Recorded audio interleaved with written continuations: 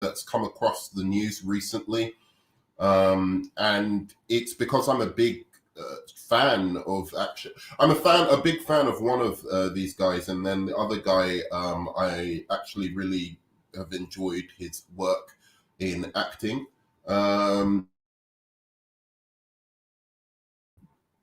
And I saw that allegations had come across, had been, some allegations had recently come out about them by women who have accused them of, we'll discuss what they've actually accused them of later.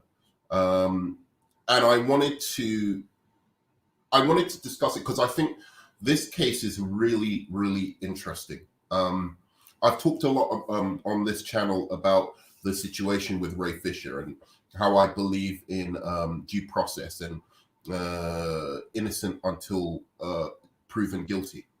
And I still believe in all those things. And in this case, I believe in all those things.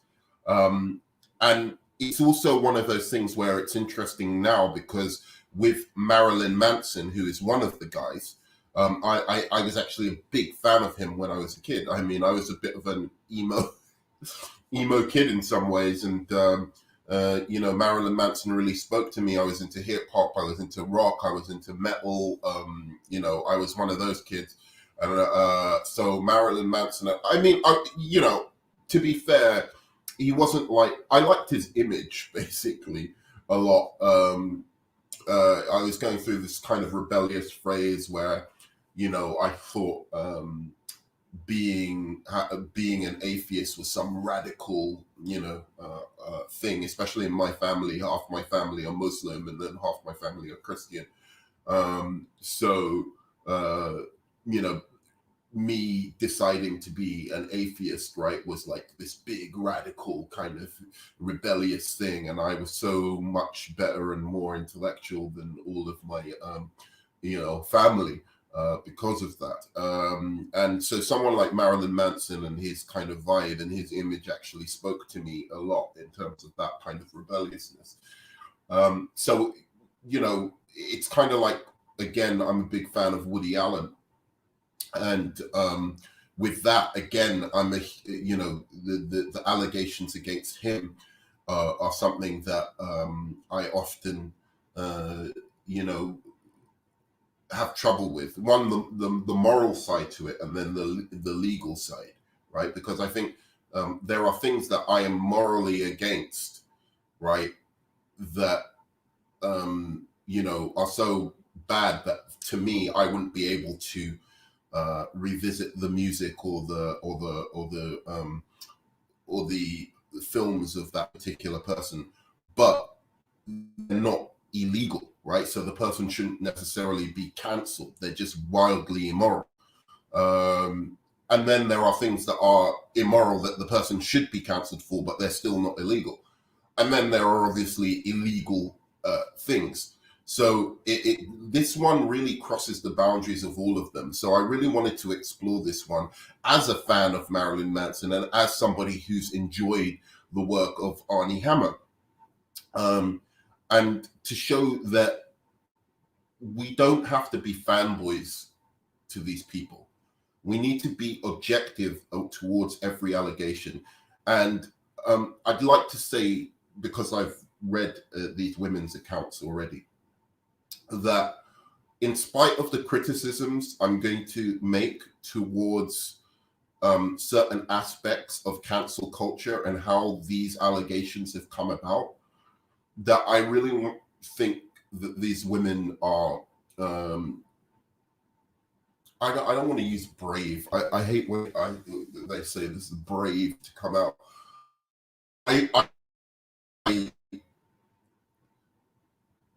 I support, in a sense, that if they've really been through some terrible shit with this guy, I really support that they've given other women the strength who've been through similar stuff to come forward against the people who perpetrated that against them. The manner in which they do it, maybe I find problematic at times. and I'm going to cover that. But in general, with Evan Rachel Wood and the rest of these women, I think that there's, with this case, it's not like some other cases. There's a lot of controversy surrounding Johnny Depp at the moment with Amber Heard. And one of the things that doesn't support her case is that other women haven't come forward to say that Johnny Depp has done anything to them. So, in general, it doesn't look good for her case. So let me go into now because I think the best way forward, the best way I can discuss the issues I'm having with this, because there is a lot of issues around cancel culture, and there's a lot of issues around what consent means in this case.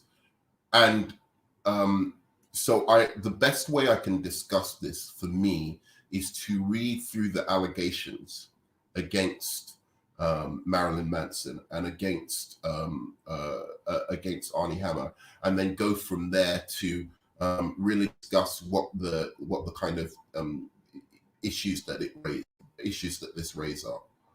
Okay, so I'm going to start off with, I believe this is Evan Rachel Wood's.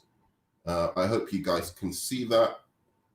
So this was Evan Rachel Wood's first Instagram about Marilyn Manson. So she says, the name of my abuser is Brian Warner, also known to the world as Marilyn Manson. He started grooming me when I was a teenager and horrifically abused me for years. Okay, so I'm going to stop there. This is where I particularly wanted to stop. Now, one of the things I really, really don't like, and I'm sure this isn't Evan Rachel Woods, I'm sure this is her lawyer or legal team who have helped her put this together, right? Now, a lot of people believe that all sex with underage people is pedophilia, right? And that, anyone who sleeps with anyone who's under the age of, 18 or 16, depending on what country you're in, then they are pedophilia, right? Now, actually, there's, that's why making a claim like this is very, very damning towards somebody. You say, he started grooming me when I was a teenager. Well, what does that mean, a teenager? Teenager crosses the boundary, by saying teenager, it crosses the boundary between legal and illegal, right? And first of all, sleeping with somebody who is prepubescent is pedophilia, whereas sleeping with somebody who is a pubescent teen is actually a phobophilia, which is a very, very different thing. And even the paraphilia that is connected with the phobophilia is very, very different from somebody who just sleeps with a, teenager over, say, the age of 14, right? So someone sleeping with a teenager over the 14 might be some misguided idiot who believes that this teenager is particularly immature, and they fall in love with this one teenager, as opposed to somebody who serially goes after teenagers who are of 13 to 15 years old. There's a big, big distinction between those two camps of types of people, right? So there's the school teacher who falls in love with a young boy who's the best in her class, and she thinks he's so super mature, and he pursues her even, and one day she just falls for him, right? That is different to somebody who serially targets people between the ages of 13 and 15 years old, which is a phobophilia. And then you have pedophilia, which is, somebody who's targeting prepubescent kids, right? But here we've got something where the suggestion here, right? This is one thing I don't like about these, these social media accusations of people, which is very, very troubling. She says, I was a teenager. Okay.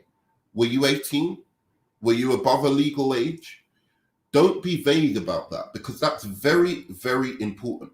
When you say grooming, the presumption must mean that you were underage, because you groom people who are underage. You don't groom people who are supposed to be adults. Now, me personally, I think the law has it wrong. I think 18-year-olds, people who are 30 should not be sleeping with 18-year-olds, in my opinion, right? There should be maybe brackets, right? So if you're between the ages of 25 and 18, you can sleep with an 18-year-old, right? Or 24 or something and 18, you can sleep with an 18-year-old, right? But people who are like 30, 40-year-olds have no business sleeping with 18-year-olds, in my opinion. So I think the law has it wrong there. Because I think 18-year-olds are incredibly impressionable as girls and as boys, and can be easily taken advantage of by somebody who's more worldly, like a 40-year-old or a 30-year-old or a 50-year-old, right? So to me, the law has it wrong there. But nonetheless, according to the law, you should be able to make your own money at the age of 18, right? So using the words grooming and teenager is very provocative, because from all the evidence that can be gleaned about the situation between Marilyn Manson and Evan Rachel Woods, and I hope she will care to clarify, she was in fact 18 years old when she met him. So this is what she means by I was a teenager and he was grooming me. And grooming does not necessarily, even though I believe in reality it is true that you can groom an 18-year-old, in law, grooming 18-year-olds doesn't quite work in the same way as grooming younger teenagers. You have less of a case there. So I think this is purposefully used to suggest things. And if Evan Rachel Woods wants to clarify what she means, then it would be better. But it's just to make Marilyn Manson look worse. And you don't need to make him look worse when you see some of the accusations that women have against him. Okay, so I was brainwashed and manipulated into submission. Right. Now, here's the thing about brainwashing, right? That I want to ask an open question, especially to women watching this video. If you are brainwashed into committing acts against yourself, right, that you yourself are uncomfortable with, but that you at the time consent to because you are being brainwashed, or you have been brainwashed, what legal weight does that carry, right? Like, it's not like he, according to this, ironically, like Charles Manson, who brainwashed people, is accused of those brainwashed people going out and murdering somebody, right? If he brainwashed you to rape to assault sexually or do anything like that to other people, then there's something really damning there. But if he brainwashed you to consensually hurt yourself, then as bad as that is that any of our business or the media's business or, Marilyn Manson's record company's business? Because the point is, you consent. You say, yes, I'm okay with this. You go along with it. You marry him. You continue to go out and date him. Now, people go out with their abusers for years, right? But these abusers usually are accused of beating the crap out of these women, so doing something illegal. So yes, people go out with their abusers for a long time, and that is true. But if the abuse is merely that you were consenting to do things that harmed yourself, like some, I don't know, BDSM act or something like that, but you agree to it and that act is illegal, then it's terribly morally wrong for them to do that.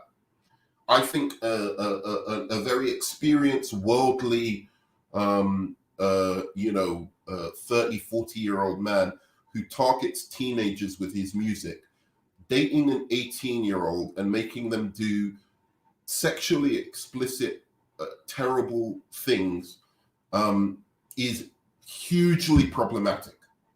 It's hugely problematic. There's no doubt about it. I think that is wrong in terms of how you should use your stage, especially somebody like Marilyn Manson, who really kind of appealed to teenagers because he was like, he's one of us. He understands us, right? He understands what we're going through. For you to not use that, like, that you have that power responsibly, I think is a terrible, I think that's a very, very bad, sign on your character, essentially, on Marilyn Manson's character. I think, essentially, it speaks badly to Marilyn Manson's character that he would do that he would use his power there.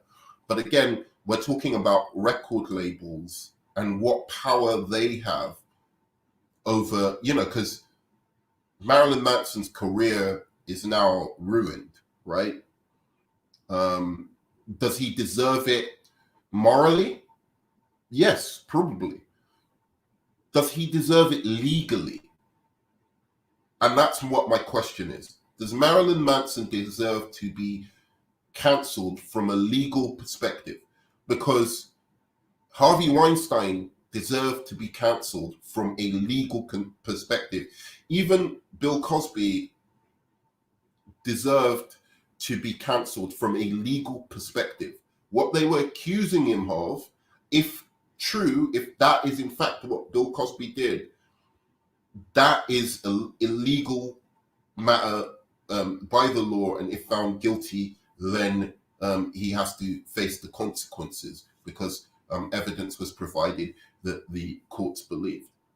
This, on the other hand, is a moral question, which I think should be more up to fans to make the decision of whether they want to continue to watch or listen to his music, considering that he did this to 18-year-olds, right? Or 18, 19, 20-year-olds, right? This is not necessarily the label's going to drop him. And the reason I say this is because if you allow this, right, this to get through, then the line is going to go down and down and down and down till the point where it's just any kind of accusation can lead you to have your whole career taken apart. There has to be a point where we take a stance. Now, am I saying that the Marilyn Manson one is the point where we make a stand and say, no, we're going to go on and see what these women accuse him of, and whether, if taken in a legal route, should he be cancelled if he's found guilty of these things, right? So up until now, I'm just saying, I was brainwashed and manipulated into submission. He groomed me when I was a teenager. What does that mean? Does that mean 18, 19, 20? Are you being a little bit slippery with language there?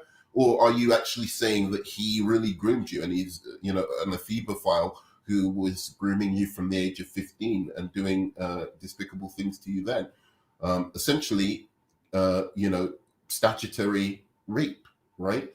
And then I was brainwashed and manipulated into submission. There you go. I'm done living in fear of retaliation, slander, or blackmail. I'm here to expose this dangerous man and call out the many industries that enabled him before he ruins any more lives. I stand with the many victims who will no longer be silent. Okay, well, I think that's a great statement at the end. Evan Rachel Wood. I'm a big fan of Evan Rachel Wood as well. I think she's superb in this, what is it called? Westworld. I think she's an incredible actress. So this is what she's been willing to say so far. So I'm here to expose the dangerous man and call out the industries that have enabled him before he ruins more lives. I think they're now pursuing a court case, a legal case against Marilyn Manson. Okay, so I'm not up to date on the details of that, but I want to go into this one as well. So, do we have the full one? Here we go. So we can go side to side. So this is a new one, and who is this by? This is by Smashley Walters. No. Oh, somebody who's followed. Who is the source of this? I believe this might be by a woman called Gabrielle. Okay. So Brian Warner, aka Marilyn Manson, reached out to me on social media in 2010, asking if we could collaborate on a photo shoot together. As a photographer and an admirer of his work, I was excited for the opportunity. We quickly became friends, and after about 6 months, he asked me to come work for him full-time as his personal assistant. In the beginning, he'd put me on a pedestal and would tell me I was saving his life. He'd frequently... Okay, so let's just start here. 6 months, he asked me to come work for him full-time as his personal assistant, right? Then it seems to skip something. Something seems missing here. In the beginning, because I don't know if they're accusing him of sexual impropriety here, but there seems to be some kind of gap missing. But in the beginning, he put me on a pedestal and would tell me I was saving his life. He'd frequently say things like, "It's us against the world."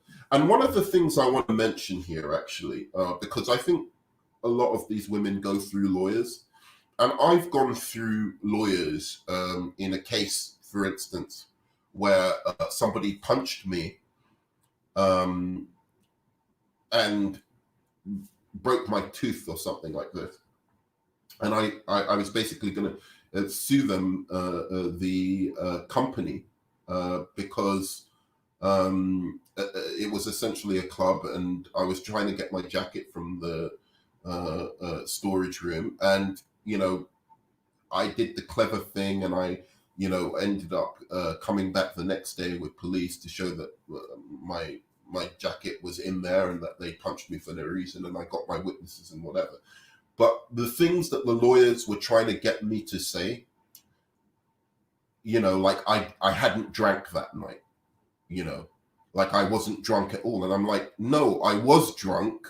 I had a drink, but I wasn't aggressive.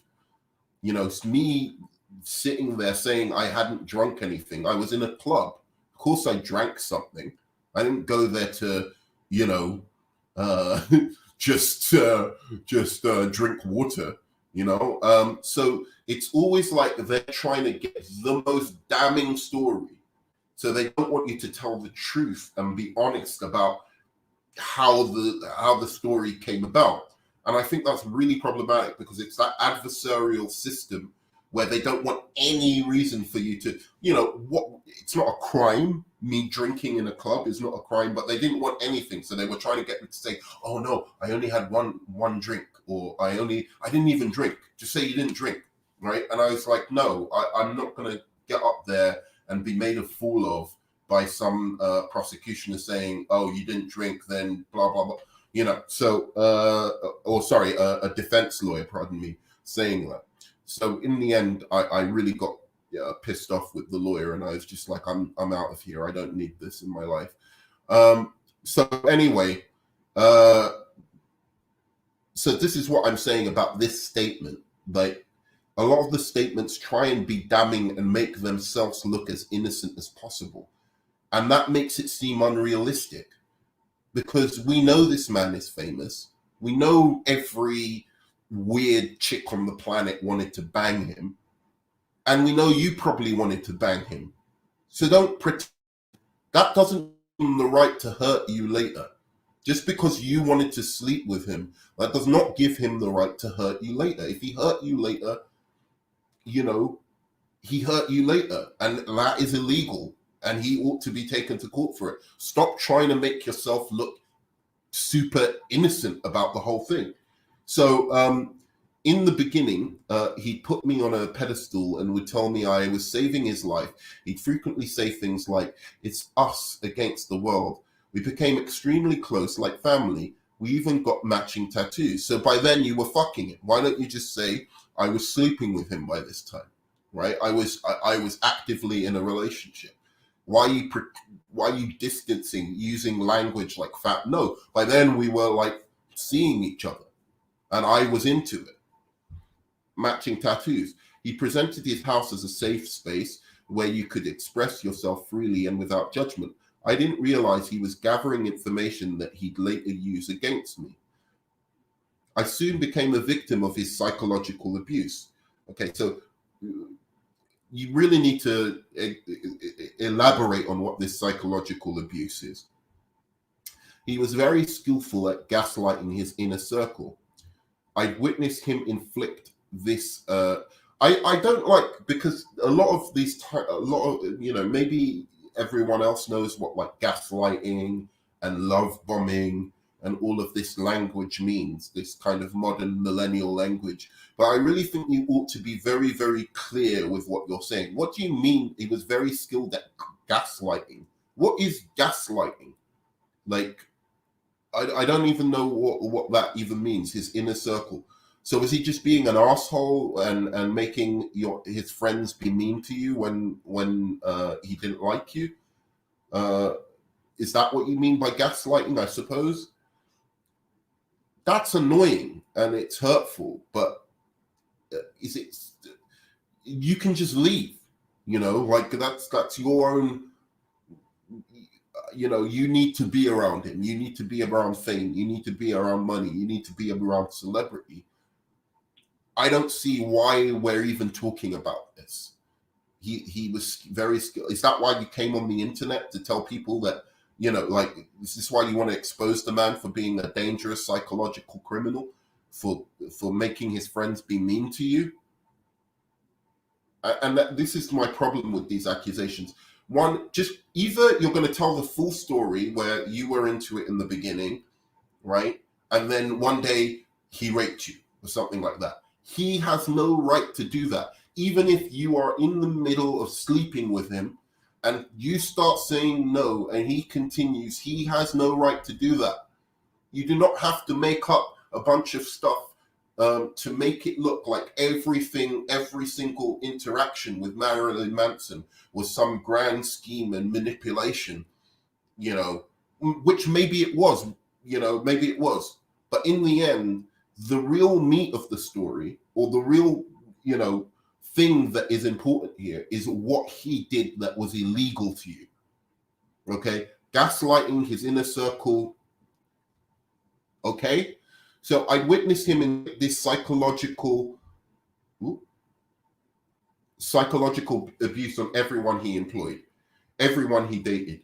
He would dictate the parameters of our reality. I don't know what that means. You'll really have to express what you're talking about here.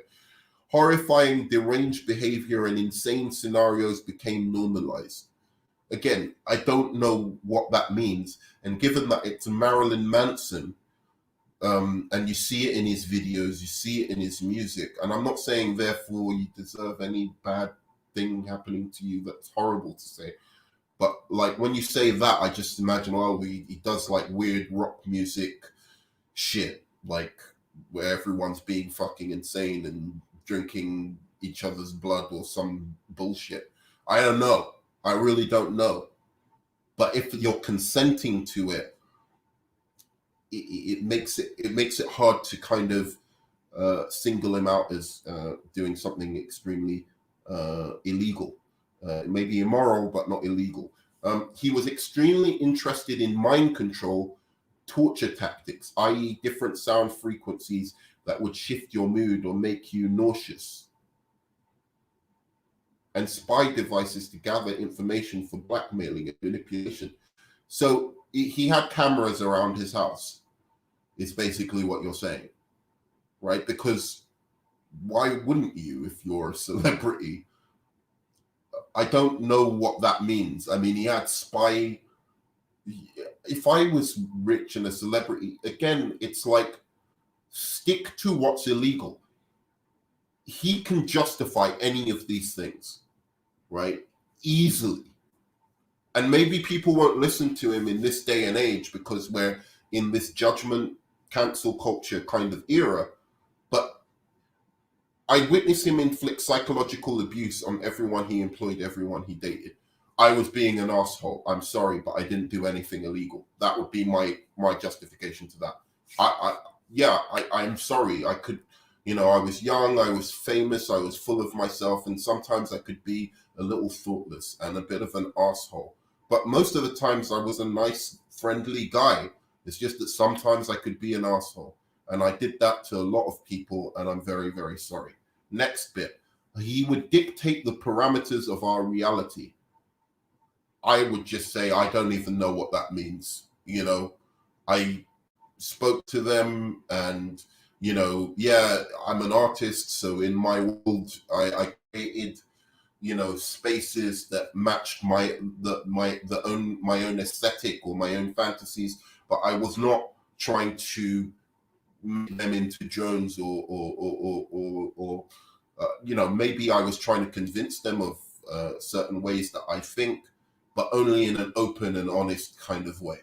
Okay, so horrifying deranged behavior and insane scenarios became normalized. All right, so I'm a rock star.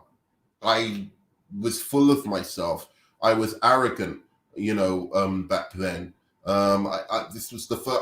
I grew up a poor kid. Suddenly, I had all this money to make all my fantasies become true. And sometimes, I may have stepped over the line a little, but I never did anything illegal, and it was always of the consent of everyone, as far as I understood, the consent of everyone involved. That would be my answer. He was extremely interested in mind control, torture tactics, and spy devices to gather information for blackmailing and manipulation. Now, I would just say about this, he was extremely interested in mind control and torture tactics. Like, maybe she saw me reading about, MK Ultra or something like that, and I would talk about MK Ultra to her. But I have a healthy interest in intellectual matters or in psychology and all of this kind of stuff.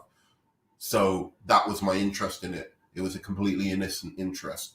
And spy devices, so I recorded things in my house. Like, I had cameras around my house because in case anyone stole anything from me or, people stole from me before. So I had, things. So I don't know, maybe if there was recordings if he kept recordings of people, that's probably problematic. But in terms of if he had cameras around the house, I'm not sure that that's the worst crime in the world, given that he's very, very wealthy. It felt like I was his property because he would offer me up for sexual encounters to please potential collaborators or friends and brag that he could do so. Now, this, I think, is highly, highly immoral. I don't know how old this girl is. I'm not sure how old she is. But this is highly immoral. And, it's just not a nice thing to be using women like they're some kind of property to just be passed around to other men. I think that's horrifying. That being said, I don't know. I don't want to say anything about this because this is a touchy subject. I would say, did you agree to it? But you shouldn't be doing that anyway. That's horrible. You just shouldn't be doing that. Did you agree to it? Because these famous guys, suddenly they can get any woman they want. Sorry, Marilyn Manson, I think, is a very handsome guy. I think he's, very talented in his musical way. But I don't know that this guy would be getting 10 out of 10 models, if he wasn't Marilyn Manson, if he was just some guy, some dude, right? So that kind of power is going to go to your head. If I'm so glad, like, if I was famous when I was 20, I would have been in jail. I don't know that I would have handled it very well. If every woman, that suddenly you think you're getting 10 out of 10 models, right? As a guy with this huge sexual energy surging within you, right? You would start to think that every woman wants you and you can get every woman. And that could slide into some very, very murky, horrible, stuff, right? Like, oh, I've got a girlfriend, I have so much control of her. I can even say sleep with. I'm not saying that's what I would have done if I was famous. Probably, don't get me wrong. But what I'm saying is that I could have done other things. I can imagine, especially along the lines of like narcotics and stuff like that, where I would have been either dead or in jail. My ego would have been so massive. I wouldn't have ever become a narcissist. I don't think that, but I would have gone through huge bouts of depression and probably paranoia. Who is my friend, and all of this kind of stuff. And yeah, it would have. I think 30 is a very good age. 30 something, or when you're a little bit older, out of your 20s, is a much better time to become rich or famous. Because if you become famous or rich when you're 20, you're going to make some bad mistakes. There's no doubt about it. You don't have enough knowledge. And unless you've got fantastic parents, that's the only way. Like, if you have really, really great parents who can guide you through it, and really, really great friends, or you meet somebody who's famous who kind of guides you a little bit, you can get into some super dangerous situations, especially, I think, as a guy.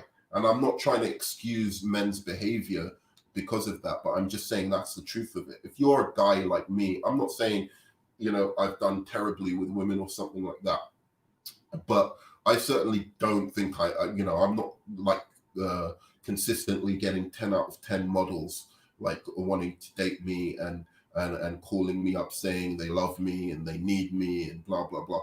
That doesn't happen to me. So if my reality suddenly switched, where suddenly that did become my reality, especially when I was 20 years old, and I was worse with women when I was 20, right? Like before I was, like by the time I got to 24, 25, I started to learn a little bit more about women and become more mature in that sense. But when I was, 15, 16, 17, 18, 19, 20, I was hardly even dating that many women. So if suddenly that happened, that would be a huge thing. It would be a huge thing. And I don't know that I would have handled it that well.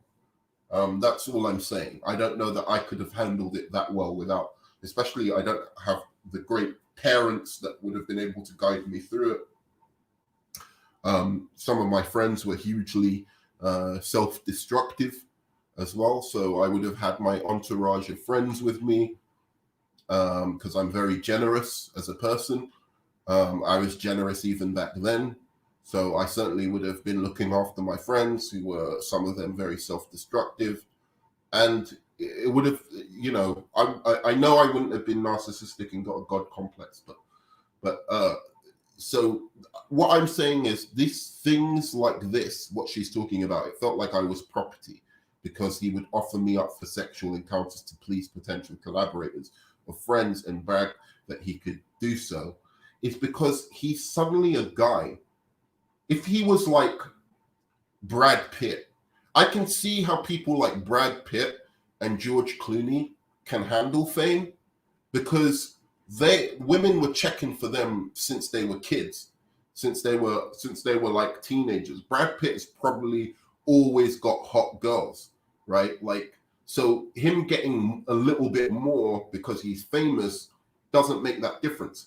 But when you get a guy like Marilyn Manson, who probably didn't get chicks until he was famous, let's be real about it. That guy did not get chicks until he was like famous or in a rock band or whatever, right? And he's getting like beautiful women all the time. That's going to go to your head. I think he should have, he was 30 something by the time this happened. So I think he should have at least have snapped out of that a little bit by then, but clearly didn't. And these are the things that, you know, potentially could happen, and it's disgraceful. So I'd be threatened if he wasn't happy with me, or be made to do an impossible. I'd be threatened if he wasn't happy with me, or be made to do impossible tasks so he could continue to berate me. So this is classical abusive behavior right here, right? I don't know how much that falls into illegal behavior, because it depends on the nature of the threat. And then this is just classical abusive behavior, right? So it's almost word for word what an abusive person does with me. So it's the isolation, you know, getting people to do impossible things, so you can be constantly upset. You're stupid. You're an idiot. You know, I'm the best thing that's ever happened to you. Blah blah blah. It's horrible behavior. So let's continue. He isolated me from my friends and family. Let me see if anyone's watching. I doubt anybody's watching right now. Yeah, nobody's watching. Okay, good. So I'll just keep it on my channel, as you know, if anybody wants to watch it in the future.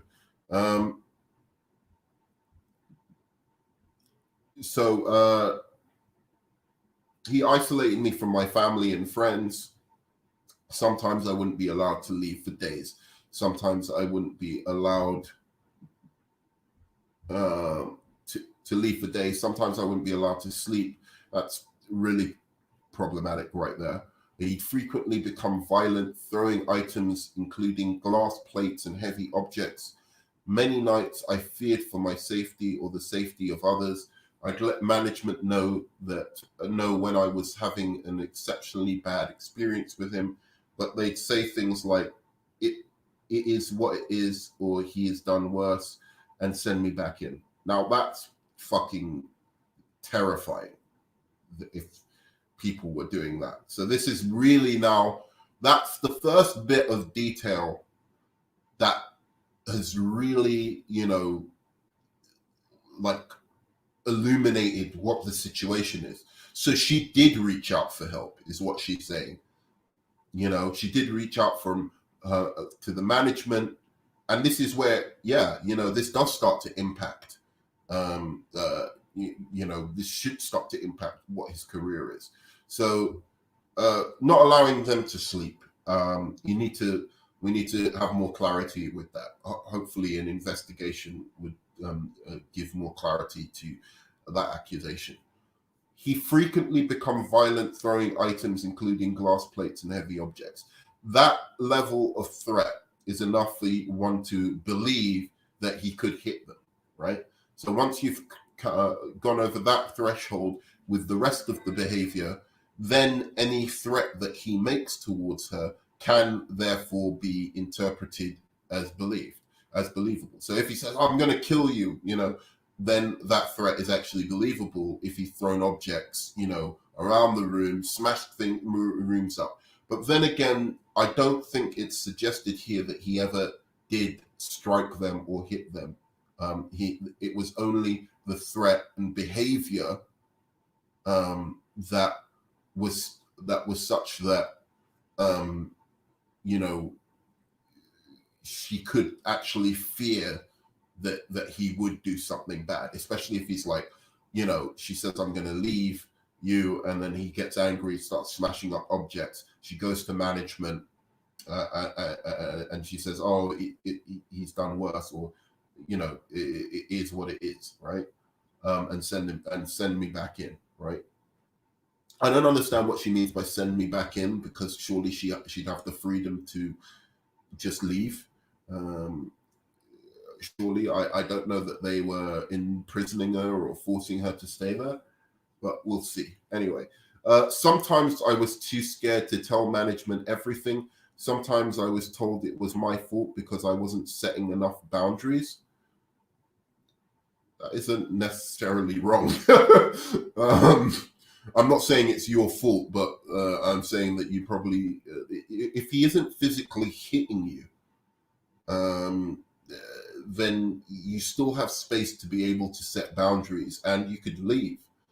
You could just leave, and you let him gaslight you, and let him, let his friends say whatever. Because if they threaten you, or if he stalks you, or if he, then you can literally really, really get him with a fucking lawsuit and that kind of stuff. So leaving would be your best option. A year or so, just FYI. So a year or so ago, a year or so later, our professional relationship ended. He continued. Why does she say our professional relationship? I don't understand that. She's just admitted that they got into a sexual relationship, and it would see, to me, that sounds like she's looking back at a memory and saying, I wouldn't do that. I wouldn't go out with Marilyn Manson. I wouldn't go out with an abuser. And she's disassociating herself from that. And she's trying to make it out like, oh, it was a professional relationship. No, it wasn't. It was a sexual relationship. He was passing you around to people to sleep with, to impress them. That's a sexual relationship. All right. So what I'm going to do is I'm going to do a part 2 to this, because I think otherwise it's going to go on too long. But thank you. Do like, subscribe, and add to the discussion. I'd like to hear everyone's thoughts on this, and what they think in terms of what's been happening with Marilyn Manson. And I'm going to do a part 2 right away afterwards. Okay.